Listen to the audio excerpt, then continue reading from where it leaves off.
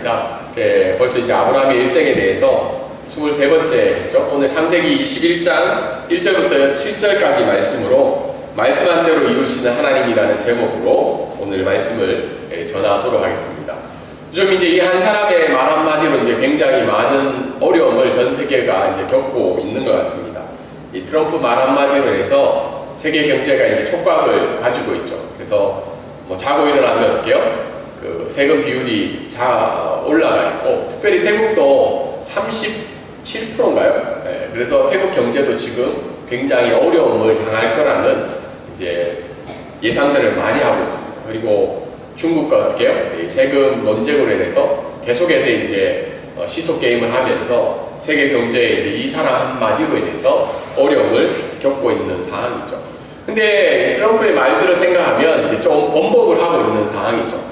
그래서 말은 하는데 그 말대로 행하는 것도 중요한데 말을 번복하니까 더 이제 어려움들을 처하고 있습니다. 그래서 상호관세를 90일간 이제 유예하겠다는 이야기를 해서, 특별히 지난주 금요일이죠. 금요일 날 우리에게 좋은 이제 달러가 거의 뭐 40원, 50원 떨어지는 일이 있죠. 왜냐하면 이 트럼프가 말 한마디를 번복함으로 말미암아 환율이 이게 급속도로 바뀌게 되는 상황이 일어나고 있습니다.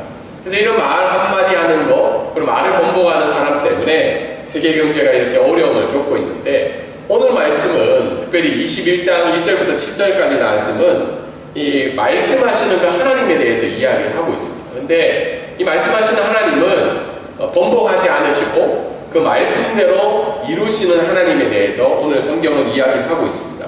우리가 잘 알고 있는 대로 아브라함은 하란에서 하나님의 부르심을 받았잖아요. 그때 나이가 혹시 언젠지 기억이 나시는 분 계신가요? 아브라함이 하나님의 말씀을 받았을 때가 75세죠. 근데 오늘 일어났던 21장 말씀은 100세 때 일어난 일입니다. 그러니까 25년 동안 하나님은 어떻게 해요? 말씀을 계속 하시는데 번복하지 않으시고 결국은 그 말씀을 이루시는 하나님에 대해서 오늘 본문 말씀은 이야기를 하고 있습니다. 오늘 말씀을 통해서 첫 번째 말씀을 우리가 살펴보고자 하는데요. 저희 교회는 이제 3대지가 아니고 보통 2대지로 합니다. 그래서 첫 번째 말씀 한번 큰 목소리로 한번 읽어보도록 하겠습니다. 시작! 하나님은 말씀대로 하신 대로 이루시는 하나님이십니다. 특별히 1절부터 2절까지 말씀인데요. 1절에 보면 여호와께서 말씀하신 대로, 이 말이 이제 1절과 2절에 몇 번 나오나요? 두 번, 1절에는 두 번, 2절에는 한 번이 나오죠. 그래서 하나님이 반복해서 그리고 그 말씀을 하시고 있는 장면이 나옵니다. 근데 누구에게 말씀을 전했냐면 사라에게 전하고 있는 말씀이 나오고 있죠. 근데 여기 돌보셨다라는 말이 있는데, 돌보셨다는 말은 히브리어로 보면 찾아오셨다라는 말로 해석을 합니다. 그러니까 하나님이 말씀대로 사라에게 어떻게 해요? 찾아오신 거죠. 근데 찾아오셨는데 몇 년 동안? 25년 동안. 25년 동안 사라를 돌보시고 행하시고 결국은 어떻게 해요? 사라를 이삭을 임신케 하여서 그 아들을 낳게 하는 장면이 오늘 21장 1절부터 2절까지의 말씀으로, 이 25년의 역사들을 이 두 절의 말씀으로 하나님께서 이렇게 정리를 하고 계신 거죠. 그리고는 2절에 보면 하나님의 말씀하신 시기가 되어 라는 말이 있는데, 이 말은 18장 10절에 우리가 이미 말씀을 드린 대로 천사들이 찾아와서 아브라함에게 와서 어떻게 해요? 내년 이맘때쯤에 네가 아들을 얻겠다라는 이야기를 하죠. 그래서 그 시기가 1년이 이제 지나가고 난 다음에 이 말씀하신 시기가 채워져서 어떻게 해요? 결국은 아브라함의 아들을 낳는 일들이 오늘 말씀 가운데 나타나고 있습니다. 오늘 이 말씀을 통해서 우리가 먼저 알 수 있는 것은 하나님이 말씀하신 대로 인생을 돌보시고 찾아오신다는 거예요. 여러분, 사라의 인생을 한번 살펴보면, 여러분, 사라는 우리가 성경에서 얘기할 때 어떤 사람이라고 얘기해요? 믿음의 어머니라고 이야기하죠. 그래서 미국 사람들이 이름을 많이 짓죠. 사라로 짓죠. 우리도 가끔 한국에 보면 목사님 딸들이나 장로님, 권사님 딸들이 이렇게 사라로 짓는 경우가 있잖아요. 그만큼 사라가 믿음의 어머니로 칭함을 받는데, 그런데 사라 인생을 11장 28절부터 어떻게 해요?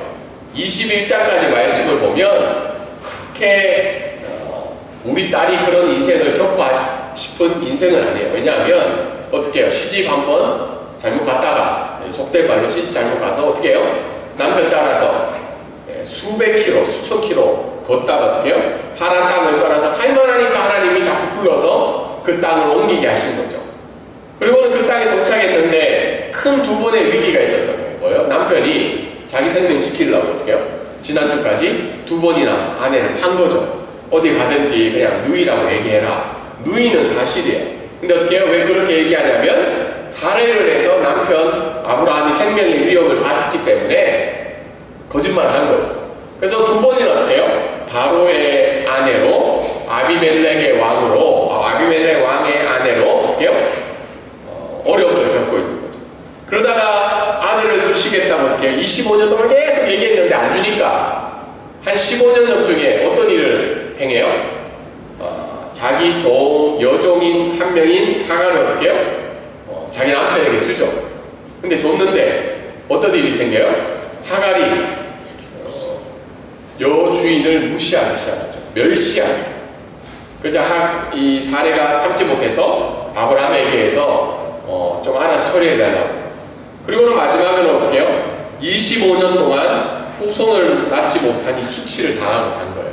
물론 지금은 아이를 낳고 낳지 않고는 부모의 선택이라는 부분이 좀 많죠. 근데 한 20년 전, 30년 전만 해도 어떻게 해요? 아이를 낳지 못하는 건 굉장한 이제 한국 사회에서도 불편한 일들이 생긴다는 겁니다. 여러분 이런 얘기를 들으면 딸의 이름을 좀 사라로 짓고 싶으세요? 이런 25년에 수많은 어떻게 해요? 산전수전 겪은 이 사라의 인생이 있었다는 겁니다. 그런데 이 인생에 남편조차도 사라의 인생을 돌보지 못했는데 하나님은 오늘 말씀이 어떻게 해요? 하나님이 말씀하신 대로 사라에게 찾아오시고 돌보셨다고 그 인생을 평가하고 있다는 겁니다. 우리 인생을 한번 뒤돌아보면 대부분은 저보다 인생을 많이 사신 것 같아요. 인생을 한번 뒤돌아보시면 과연 내 인생을 돌보시고 나에게 지금도 찾아오시고 이끌어 가시는 분이 누구신가 한번 우리가 고백할 필요가 있다는 겁니다. 물론 요즘 시대에는 하나님을 인정하고 고백하기 참 힘든 시절이죠.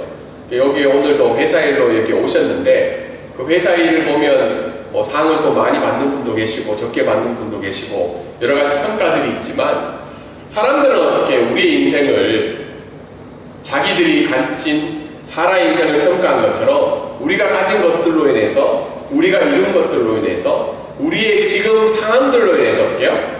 평가하잖아요. 수치를 주는 일들을 겪고 있지만 만약 우리의 인생이 하나님의 말씀하신 대로 하나님이 지금도 돌보시고 찾아오는 인생이라는 믿음의 확신의 고백이 있다면 오늘도 우리는 하나님 앞에 예배하며 나아갈 수 있다는 겁니다. 두 번째 오늘 말씀을 통해서 알 수 있는 것은 말씀대로 이루시는 하나님인데 사실은 이 말씀을 부정하는 사람은 없겠죠. 근데 2절에 보면 이렇게 나와 있습니다. 사라가 임신하고 하나님이 말씀하신 시기가 되어 이제 아들을 낳는데 근데 저는 이 말씀을 볼 때 좀 약간 너무 허무한 거예요. 싱거운 거예요. 왜냐하면 아브라함의 일생 지금 몇 번째 설교하고 있다고요? 23번째. 그러니까 첫 번째부터 얘기한 내용이 지금 어떻게 이 23번째 때 드디어 이제 아브라함이 아들을 얻게 돼요. 근데 그 구절은 딱 한 절. 어떻게 해요? 말씀하신 시기가 되어 노년의 아브라함에게 아들을 낳은. 다르게 얘기해서는 너무 당연한 일처럼 느껴지고 그 일들이 평가절하되는 것처럼 느껴지는 거예요. 오늘 처음 예배 참석하신 분들은 이 내용이 오늘 아들 낳았네 이렇게 생각할 수 있지만 우리 처음부터 들었던 우리 오건 성도님은 이제 아들을 낳은 거예요. 예, 아브라함 일생 첫 번째부터 얘기해가지고 23번째 이제 아브라함이 드디어 이제 아들을 얻게 되는 거죠. 다르게 이야기해서는 시간적으로 어떻게 해요? 25년 전에 얘기하셨던 하나님. 그리고 중간중간 특별히 15년 전에 특별히 얘기하시고 18장에 어떻게 해요? 1년 전에 이야기하신 그 수많은 시간에 이야기하신 그 하나님께서 드디어 어떻게 해요? 아들을 낳게 해 주셨다는 겁니다. 근데 하나님 입장에서는 뭐 아들을 낳게 해 주신 게 당연한 일일 수도 있는데, 여러분 한번 생각해 보세요. 100세 된 아브라함과 90세 된 사라가 아들을 낳았다는 거예요. 죄송해요. 뭐 딸린 분도 있는데 아들만 자꾸 강조해서 아들이 뭐 중요하다 이게 아니라 과거에는 중요했으니까. 근데 여러분 이걸 생각해 볼 때 25년, 15년, 1년 전에 이야기하셨던 그 하나님께서 말씀을 이루셨다는 겁니다. 그 하나님이 누구 하나님이라는 거예요? 우리 하나님이라는 거예요. 우리 하나님. 뭐 별로 감동이 없으시네요. 뭐 하나님이시면 그럴 수도 있지만, 근데 지금 이 시대를 생각해 볼 때 여러분, 이 시대는 호모 데우스의 시대입니다. 호모라는 말이 뭐죠? 인간을 의미하죠. 데우스가 하나님, 신을 얘기하죠. 그러니까 모든 사람이 이미 신격화된 사회 속에서 살아갑니다. 지금도 우리가 예배 드리러 오고 말씀을 듣지만 결정은 누가 해요? 하나님의 말씀을 듣고 안 듣고는 누가 해요? 내가 하잖아요. 이미 호모 데우스의 시대에 우리가 살아가고 있다는 거예요. 그리고 오늘 AI 시대에 우리가 살고 있잖아요. 요즘 무서운 시대가 교회에서 목사님들 막 말씀 전하잖아요. 그럼 성도들이 이제 챗GPT 켜놓고 있습니다. 그래서 목사님이 75세 정황인가 쳐보는 시대가 된 거예요. 그만큼 모든 것들을 우리가 알 수 없는 것들조차 알아가고 행할 수 있는 시대 속에서 우리는 과연 하나님을 어떤 분으로 믿고 지금도 예배의 자리로 나왔냐는 거예요. 오늘도 예배를 드리러 나오셨잖아요. 왜 나오셨을까요? 뭐 약간 찝찝할 수도 있고 안 드리기는 좀 괜찮고 모르겠어요. 여러분 우리 성도님 중에도 저기 새로운 버스를 찾기 전에는 1시간 반 걸려서 오신 분도 있거든요. 그리고 오늘 지하철 타면서 걸어오면서 약간 후회도 하셨죠.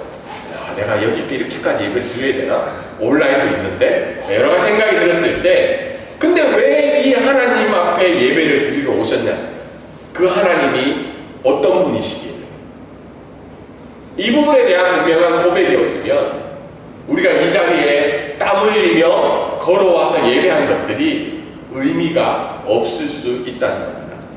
그리고 오늘 첫 번째 말씀을 통해서 특별히 알 수 있는 건, 특별히 구분되어 약속된 자녀인 우리를 오늘 이삭을 통해서 설명하고 있습니다. 여러분, 이삭은 아브라함과 사라가 계획적으로 낳은 아들이 아니라 어떻게 해요? 하나님이 언약 속에서 25년에 걸쳐서 만드신, 태어나게 한 약속된 자녀가 누구라는 거예요? 이삭이라는 거예요.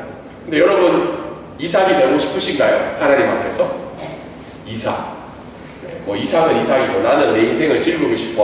뭐 그렇게 생각할 수 있지만, 오늘 하나님이 이 이삭을 이야기해 주시는 이유는 그 이삭만 특별한 게 아니라 누구도 특별하다는 거예요.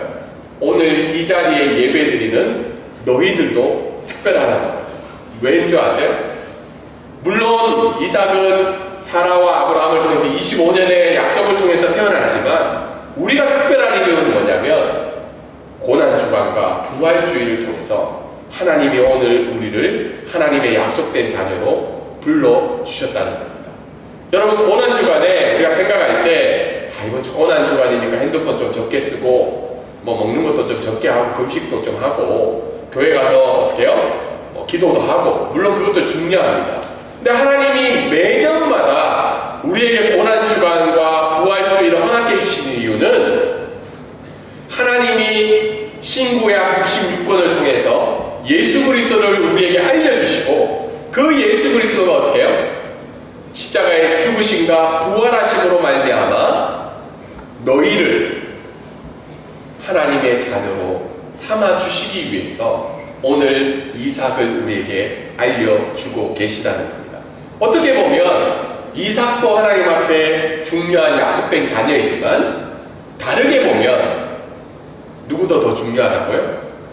우리 자신이 하나님 앞에 구분되어 약속된 자녀라는 것이 더 특별하게 오늘 말씀은 이야기해 주시고 있습니다.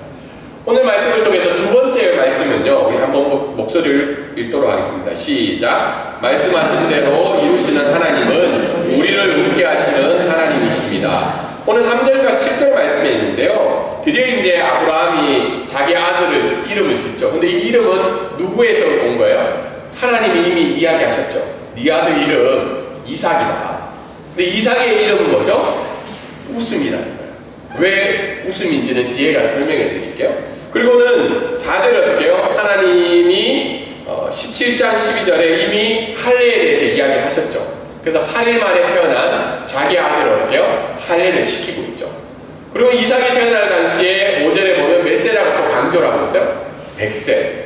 여러분 지금 100세 하나님은 하실 수 있는데 100세 때 아들을 낳는다는 건 상상할 수 없는 일이죠. 그러면서 사라가 드디어 자기 인생을 뒤돌아보면서 90세 때 25년의 산전수전 겪은 그 인생을 뒤돌아보면서 하나님은 어떻게 고백해요? 우리 하나님은 어떤 하나님이라는 거예요? 나를 웃게 하시는 하나님이라고 이야기합니다. 그리고는 7절에 또 이야기하죠. 노경에 누가 아들을 낳겠으며 내가 누구를 젖먹이겠냐. 근데 내 아들 이삭이 드디어 하나님으로 통해서 태어나게 되었다. 하나님을 고백하고 있는 장면이죠. 오늘 이 말씀을 통해서 말씀하시는 하나님 앞에 우리가 해야 될 것은 뭐냐면 믿음의 반응을 해야 된다는 거예요. 믿음의 반응. 8일 만에 할례를 행했다고 하는데 왜냐하면 이미 하나님께서 창세기 17장에 모든 아브라함의 가족들 그리고 모든 노예들은 할례를 행하라고 이야기를 하신 거죠. 다르게 이야기한 건 뭐냐면 이삭을 태어나게 하신 것은 아브라함의 어떤 노력이나 의지가 아니라 하나님의 언약의 성취임을 고백하는 반응이 뭐예요? 자기 아들을 8일 만에 할례를 행하는 그 믿음의 반응을 행하고 있다는 겁니다. 동일하게 우리가 이 부활주일, 특별히 고난주간에 우리가 생각해야 될 건 뭐냐면 만약에 예수 그리스도가 정말 우리를 위해서 십자가에 죽으시고 고난당하시고 나를 위해서 그 일을 행하셨다면 우리도 동일하게 어떻게 해요? 믿음의 반응을 나타내야 된다는 겁니다. 특별히 주일 예배 저희 교회는 개척한 지 얼마 안 돼서 일주일에 한 번만 교회로 오잖아요. 맞죠? 그래서 이게 좋은 일일 수도 있고 힘든 일로 다가갈 수 있지만 주일 예배 드리는 게 이제는 쉽지는 않아요. 특별히 근처에 사시는 분 우리 또 홍 집사님은 걸어서 오시는데 한 20분 걸리죠. 그 소위에서 걸어오는데 이 더운 날 맞죠? 주일 예배 드리고 오시고 또 이렇게 저희 가족들도 오셨지만 이 방콕까지 와서 아무도 추석 체크 다니시는 교회에서 예배 가는지 안 가는지 사진 찍어라 이런 말 없으시잖아요. 맞죠? 이 주일 예배를 드린다는 게 어떤 의미일까요? 주일 예배.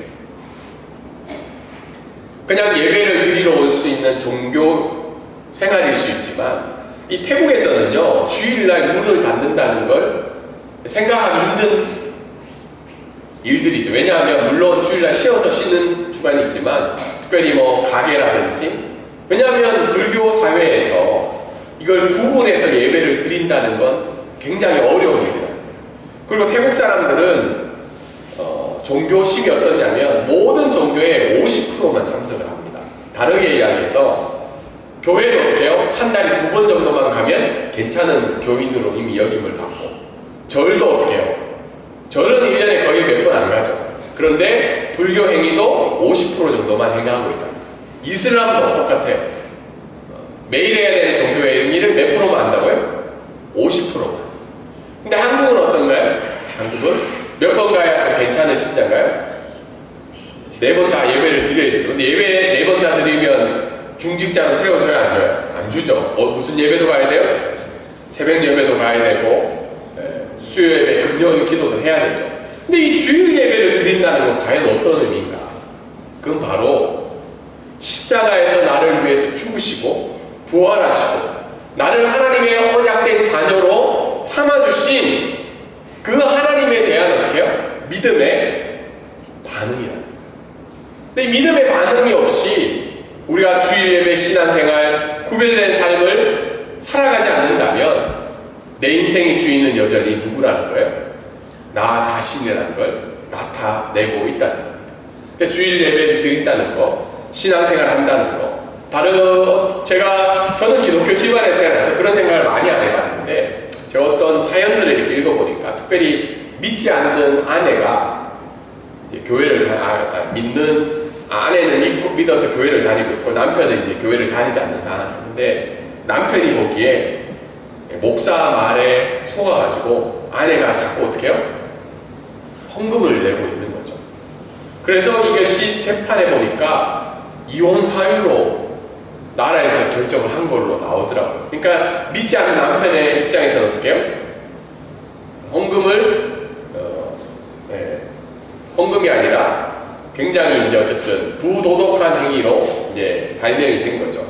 그래서 제가 그런 것들을 보면서 정말 신앙생활하는 헌금을 드리던 주일 예배를 드리던 하나님 앞에 드리는 것들이 정말 내 인생의 주인이신 믿음의 반응으로 나아가야 된다는 것을 다시 한 번 더 깨닫게 되었습니다.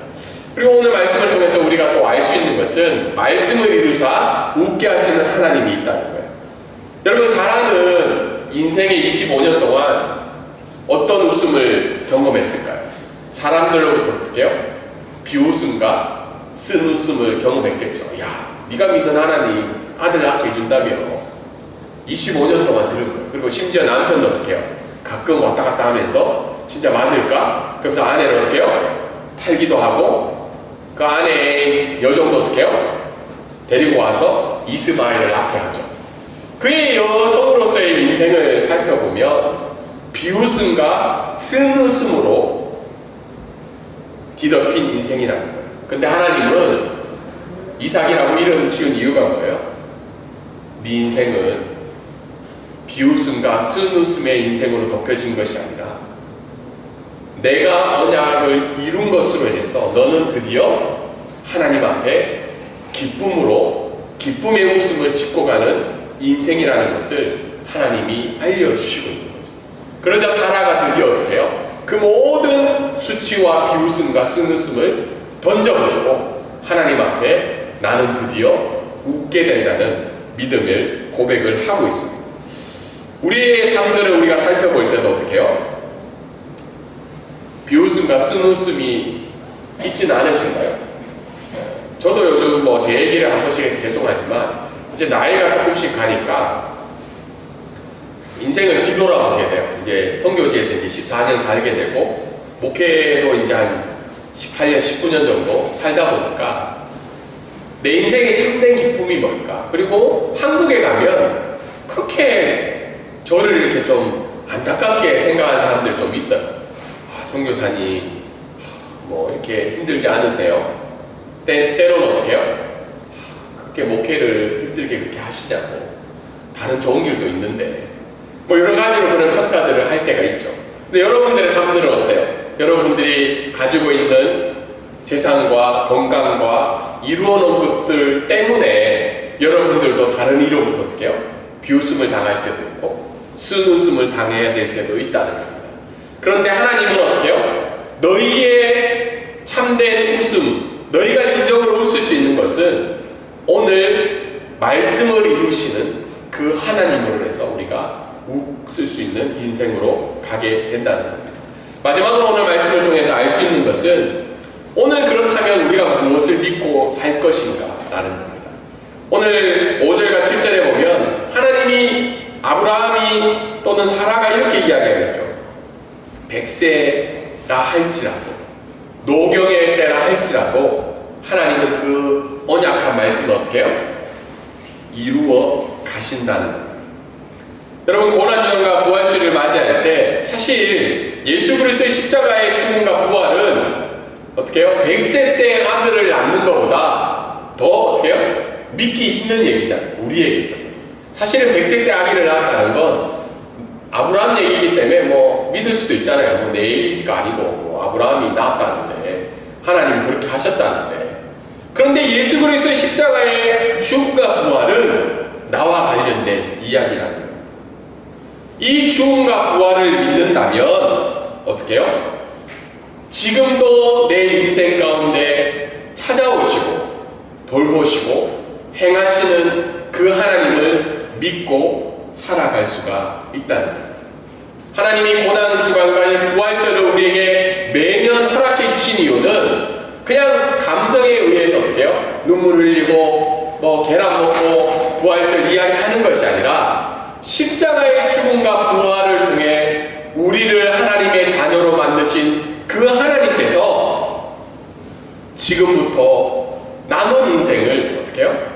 찾아오시고 돌보시고 행하신다는 것을 너희가 믿고 살아가라고 우리에게 오늘도 알려주시고 있습니다.